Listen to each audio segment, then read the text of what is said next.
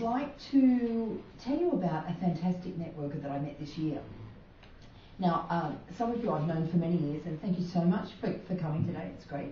It's the power of LinkedIn, isn't it? And which is one of my new toys as far as I'm way behind Sean on the Twitter and all the social media stuff, but LinkedIn I love. I live, for those I don't know, I am originally from Sydney, live on the far north coast of New South Wales, and moved up there about 7 years ago to get a life. Still working on getting a life, but that's okay. Living in a beautiful location. And in January, I have a lovely home at Benora Point, which is just south of Tweed Heads. And early one morning, about 7:30 in the morning, knock at the door, and here's a guy in a khaki outfit, and he said, I'm a noxious weed inspector, and you have a noxious weed in your side passage.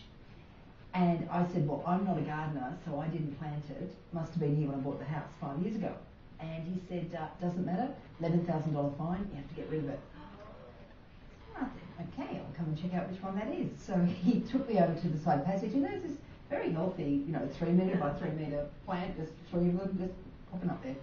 And I said, okay, so what do? He said, well, chop it down, get it chopped down, put some Roundup on it, which is poisoned, and that'll be fine, no fine. I'm back in 4 weeks. So, I don't know how you were travelling. Oh, that's right. And I said to him, so who do I actually get to do that? And he said, oh, I've got a guy who can do it. I said, how much do you think? He said, about 500, 600, I think. And I thought, well, surely I can do that. That can't be too hard. So I set off to Bunnings, the store that everyone goes to when they need things like that. Now, I love Bunnings, but 32 aisles of overwhelm. And I walked in. Now, I may have written many books and presented, in 12 countries, but handy person is not my skill. I have a screwdriver and a hammer, so, that's my toolkit. So I walked in, and here's a saw. I thought I need a saw. So turn the box around. A dead giveaway, if you're turning the box around on a saw, you have no clue. This woman walked up and said, my name's Faye. Can I help you? And I said, and she was obviously from Bunnings, and told her the story. And she said, oh, that's what's up. Come and meet Chris. She said, he looks after saws. So Chris is solving another person's problem. And I listened to that, and I thought, I think I need what he said. I'll just follow this one. So followed down, and he was this skinny little saw, and I thought that'll never do. So Chris listened while I explained noxious weed, etc. And he said, he said, when I finish here, I'll take you off. He said, I think you need a bandsaw. Faye said, bandsaws, aisle 22, come with me. So took me to the bandsaw, looked again at this thing that looked like really hard work, and I said, I don't think it's that. No, I think I just need something to go, choop, and it's down. That's what I'm really looking for. And she said, okay, you stay here, I'll go and find Frank. Frank will know. So I thought, Frank sounds like a bit of a guru, so good. So 5 minutes later, she came back, she said, aisle 26, come meet Frank. And Frank said, you need a chainsaw. I said, okay. He showed me this thing, and it wasn't too big, and I thought, I can manage that, yeah. So he said, you're in luck, we've got them on sale, $99, you just need an extension cord and a Roundup, you'll be fine. And then he handed me a box that was this big, but the chainsaw was that big, and I said, I've got a cupboard full of things that I bought that are that big, that are meant to be that big, and I said, I have many skills, assembly is not one of them. If you could take everything out of the box and show me what's in it, I can tell you in 1 second if I can assemble that or not. So we did exactly that. There's 95 pieces, and I said, I couldn't in a million years. It's no point in buying that, can't do it. And I said, could I buy the one that's already assembled? No, that's our sample. I said, okay, what do you reckon, Faye? They said, I'll go and get Fred, he's really good at assembly. So she went and got this other poor guy, came back, and she stormed in there. It's like, this is only 7:45 in the morning. So they're going, we've got to get rid of this one. She's here for the day. If we don't do it, fix it. So Fred comes and he puts it together in about 15 minutes. There was one little bit over. He said, I think this is a second spare, whatever, something. And I said, that's okay. So they got me the extension cord and the Roundup, and I went to they walked me to the counter so that, because I had to make sure I left. Didn't drive anyone else crazy. And $175 later, I thought, well, that's cool. And as I was wheeling it out to the car, I thought, Faye's a master networker. She knew no more about saws than I did, but she knew who to go to. And she'd obviously developed connections within her staff. She wasn't a supervisor, but she knew enough people well enough that she'd helped out along the way, that she was able to go and say, can you come and help me? I've got this problem. And I said, they all joke now when they see me going, what do you want this time? But that's what master networkers do. Master networkers are great connectors. And in the time that we've got today, we'll go through to about 10:30 and take with content, and then we'll take questions and hopefully give you some really practical tools so that you leave here today. There'll be networking time at the end, and you leave here today with ideally some good connections either for yourself or for someone in your network, because that's what it's about. It's actually about not just you building your own business, but building your network, if that makes sense. So let's define what networking is. Now, you've all got handouts, they're blank on the outside. So when we define networking, I believe that the mistake that people make, one of the mistakes people make, is they see it something that they do rather than something that they live. Okay, so they see that, right, well, we're networking at this place and I'll give out a few cards and then I'll go back to my home office or back to my office and I'll stop networking and then I'll go off to this network next week and then I'll stop. And they see it stop-start. Whereas I see that the best networkers are actually those who see that networking is actually something that you live, and you live with the spirit of networking. Okay? And the spirit of networking, when you network, well, there's some seriously good networkers in the room today. And when you network with people who have that spirit of networking, they believe in helping others and it comes back to them. So the three universal laws that I didn't invent, they've been around since time began, but I believe that these form the basis of networking. The first one is that you give without expectation. Do something for someone not to get something back. Do something for someone because you want to help them achieve their goal. So Sean and I were up there bright and early this morning, and of course the office was shut. Now the lady who opened it for us, or opened the front door so we could get in, had nothing to do with this event. But she could see that he was this woman with a wheelie bag and other guy with a big bag and looking like we were just not waiting to pay our MBF subscriptions. We were actually there for a reason, and she let us in. And she gave without expectation. She didn't say, oh, right, you're running it. Well, Sean said, right, we're here, we're running a workshop downstairs today. She didn't say, well, how much do you want to pay me to let you in?